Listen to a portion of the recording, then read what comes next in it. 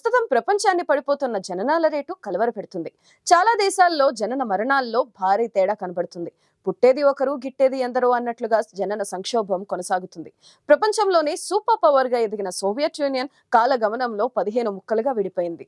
నిజానికి Soviet union దేశం వైశాల్యంలో ప్రపంచంలోనే అతిపెద్ద దేశం. ఆ దేశం నుంచి వేరుపడిన భాగాలే ఇప్పటికీ చాలా పెద్ద దేశాలుగా ఉన్నాయి. ప్రపంచంలోని 5వ అతిపెద్ద దేశం కంటే పెద్దదైన రష్యా దేశం ఆయుధాల పరంగా మహాశక్తిగా కొనసాగుతుంది. అలాంటి అగ్రదేశం ఇప్పుడు ఓ కొత్త సంక్షోభాన్ని ఎదుర్కొంటుంది. నిజానికి రష్యాలో భూమికి కొరత లేదు, సహజ వనరులకు కొదవలేదు, ఆర్థికంగానూ పర్వాలేదు. కానీ జననాల రేటు విషయంలో చాలా వెనుకబడిపోతుంది. అందుకే ఆ అంశంలో ఆందోళన చెందుతుంది. అంత పెద్ద దేశంలో నెలకు 1,00,000 కంటే తక్కువ మందే పుడుతున్నారు. మీకు తెలుసా, రష్యా ఎంత పెద్దగా ఉంటుందంటే ఇది 150 కోట్లకు పైగా జనాభా ఉన్న భారతదేశానికి 5 రెట్లుగా ఉంటుంది.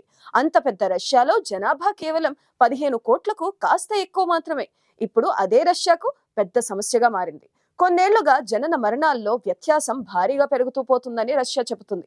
నిజానికి ఇదేమీ ప్రైవేట్ సంస్థలు అందించిన నివేదిక ఎంత మాత్రం కాదు, సాక్షాత్తు ప్రభుత్వ విభాగం అందించిన డేటా. రష్యాలో గత జూన్ మాసం వరకు సంవత్సర కాలంగా 5,99,600 మంది జన్మించారు. ఇది గత ఏడాది జూన్ కంటే 16,000 తక్కువ కావడంతో ఆందోళన మొదలైంది. పైగా ఈ జూన్లో జననాలు 1,00,000 కూడా లేవట.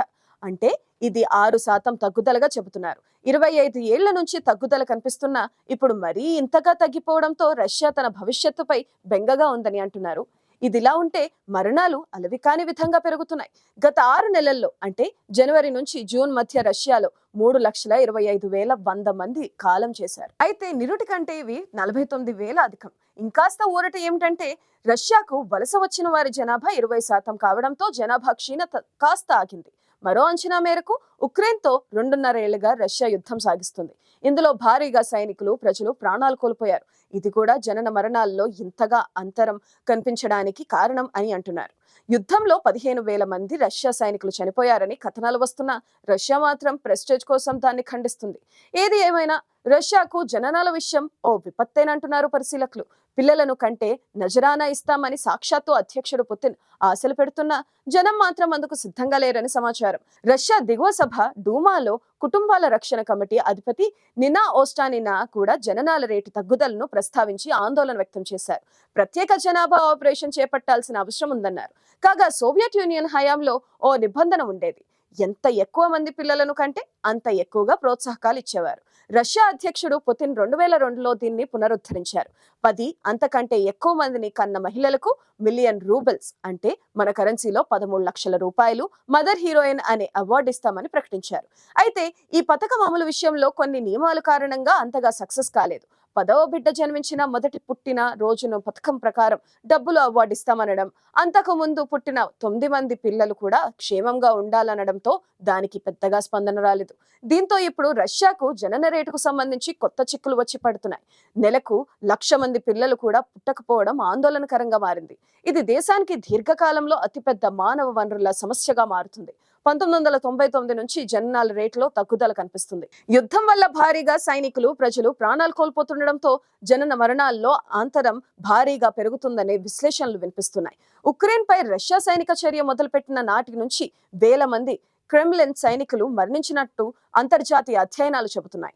అయితే ఈ సమస్య కేవలం రష్యాలోనే లేదు, ప్రపంచంలోని చాలా దేశాల్లో ఉంది. ముఖ్యంగా ఆసియాలోని కొన్ని దేశాలను జననాల రేటు వేగంగా పడిపోతుంది. జననాల రేటును పెంచేందుకు సదరు దేశాలు ప్రభుత్వాలు భారీగా ఖర్చు చేస్తున్నా ఫలితం ఉండటం లేదు. ముఖ్యంగా జపాన్ దేశంలో ఈ సమస్య చాలా ఎక్కువగా ఉంది. అక్కడ జనం లేక చాలా గ్రామాలు గోస్ట్ టౌన్స్ గా మారిపోతున్నాయి. జపాన్ కూడా 1990లోనే ఎక్కువ మంది పిల్లలు కనేలా ప్రోత్సాహకాలను ప్రవేశపెట్టింది. కానీ ఫలితం లేదు. కొత్త విధానాలను తీసుకొచ్చింది. ఇలాంటి విధానాలనే దక్షిణ కొరియా 2000లో తీసుకొచ్చింది. జపాన్ లో గత ఏడాది దేశంలో మొత్తం జననాలు 8 లక్షల కంటే తక్కువకు పడిపోయాయి. ఇక్కడ దేశ స్థూల జాతీయోత్పత్తి 2% కంటే ఎక్కువగా ఉంటుంది. జననాల కోసం ప్రత్యేకంగా $74.7 బిలియన్ ఖర్చు చేస్తున్నారు. ఈ బడ్జెట్ ను రెండింతలు చేసేందుకు తాను సిద్ధంగా ఉన్నట్లు ప్రధానమంత్రి ఫుమియా కిషిడా చెప్పారు. కానీ అనుకున్న ఫలితాలు రాకపోగా మెరుగైన వైద్య విధానాల కారణంగా మరణాలు గణనీయంగా తగ్గుముఖం పట్టాయి. దాంతో ఎటు చూసినా వృద్ధ జనాభా ఇప్పటి ముప్పడిగా పెరుగుతుంది. ఇప్పుడుతో సమస్యగా మారుతుంది. యువతరం పెళ్లిళ్లు, సంతానం పట్ల విముఖత చూపుతుండడం, పట్టణాల నుంచి నగరాల్లో ఉద్యోగాలపై ఆసక్తి పెంచుకోవడం చేస్తున్నారు. దాంతో వారి తల్లిదండ్రులను చూసేవారు లేకుండా పోతున్నారు. ఒంటరి వృద్ధులు తమ ఇళ్లల్లో చనిపోయినా నెలల తరబడి పట్టించుకునేవారు లేకుండా పోతున్నారు. జనం లేక పట్టణాలు, పిల్లలు లేక పాఠశాలలు మూతపడుతున్నాయి. ఎంతో ఖర్చు చేసి నిర్మించిన మౌలిక సదుపాయాలు వృధాగా పడి ఉంటున్నాయి. సాంకేతికత విషయంలో ఎంతో ముందుండే జపాన్ జనాభా విషయంలో తిరుగులేని ఓటమిని ఎదుర్కొంటుందని అంటున్నారు పరిశీలకులు. గత 60 ఏళ్లలో తొలిసారిగా మన పొరుగు దేశం చైనాలోనూ జనాభా తిరోగమన బాట పట్టింది. దీంతో జననాల రేటు పడిపోతున్న దేశాల సరసన చైనా కూడా చేరింది.